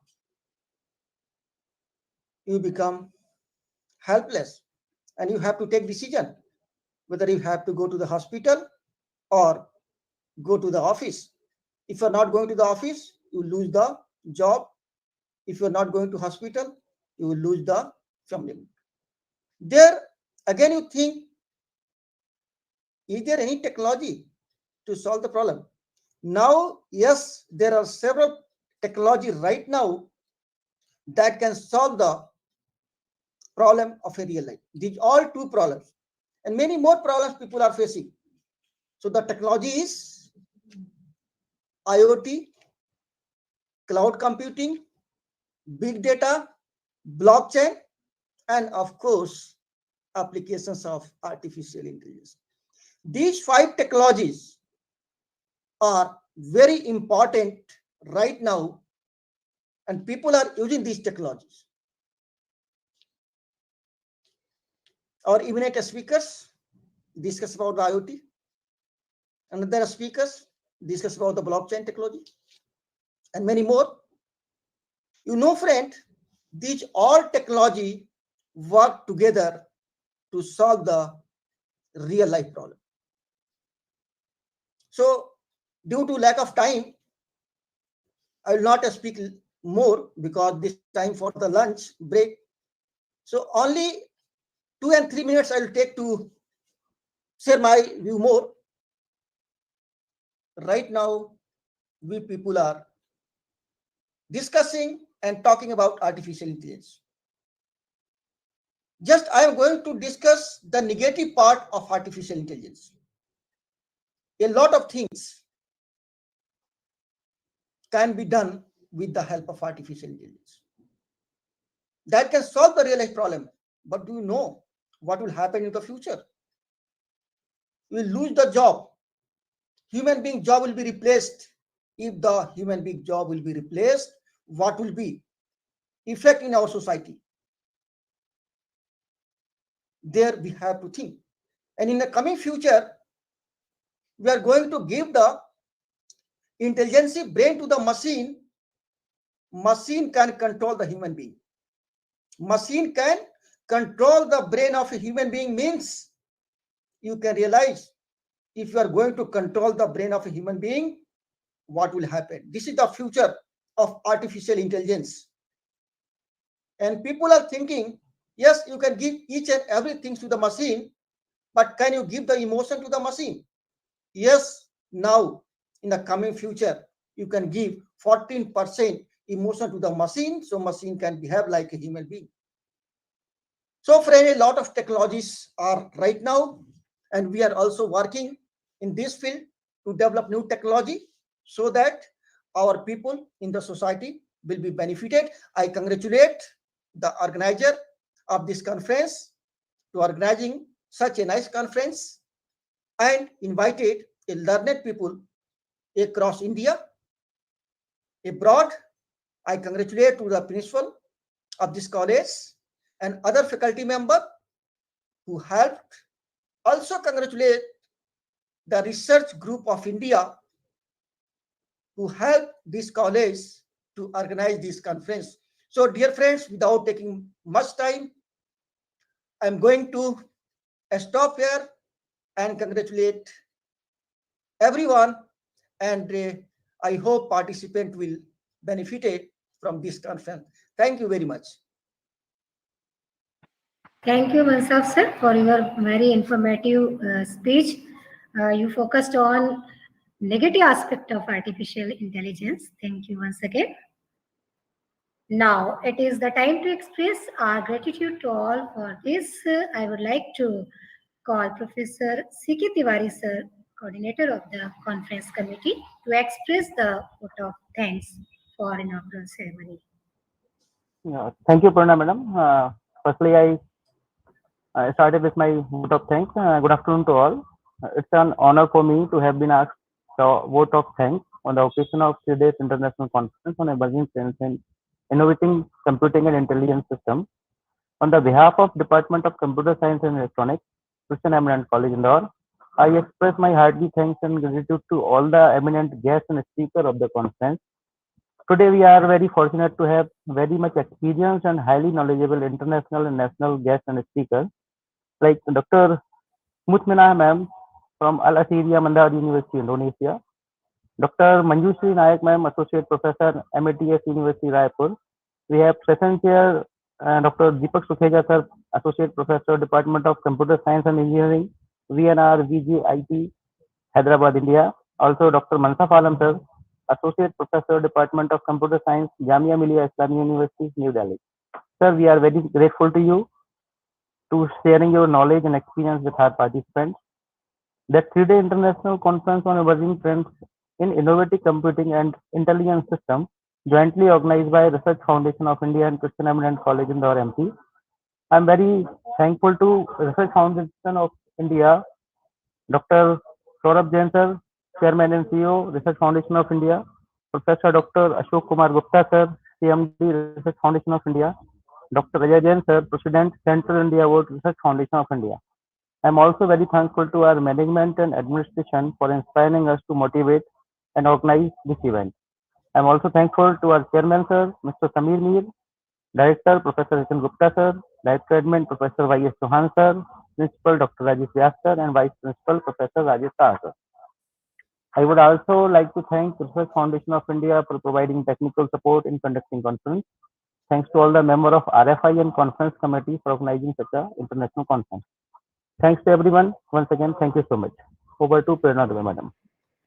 Thank you, sir, and thank you very much to all of you to joining us.